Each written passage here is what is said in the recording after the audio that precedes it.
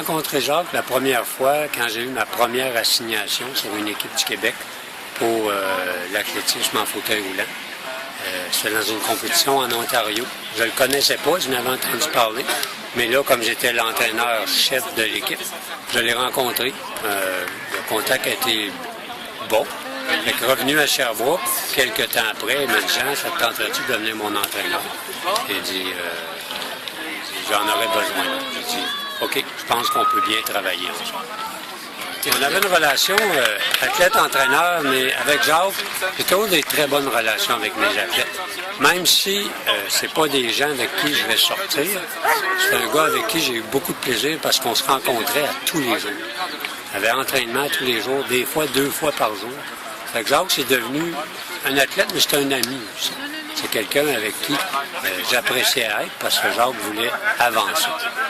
L'homme et l'athlète, c'est difficile de distinguer les deux, mais particulièrement l'athlète, parce que moi, c'est surtout que l'athlète que j'ai travaillé. C'est un athlète qui n'avait pas de limite dans ce qu'il pouvait faire pour atteindre ses objectifs. Jacques, c'est un perfectionniste, c'est un étudiant de son sport. Il arrivait toujours à l'entraînement avec des petites idées nouvelles, des moyens nouveaux pour essayer de lancer plus loin. Et à quelque part, des fois, il fallait que je le retienne parce que lui, il ne s'arrêtait plus. Comme homme, à partir du moment où tu avais gagné sa confiance, Jacques Martin, c'est un ami pour la vie. Il aurait fait n'importe quoi pour un ami, que ce soit son entraîneur ou un ami proche. Jacques, c'est un fidèle en amitié. Ce que j'aimais beaucoup de Jacques, c'est son sens professionnel vis-à-vis de son sport. Il n'y avait aucune excuse pour ne pas performer ou pour manquer un entraînement.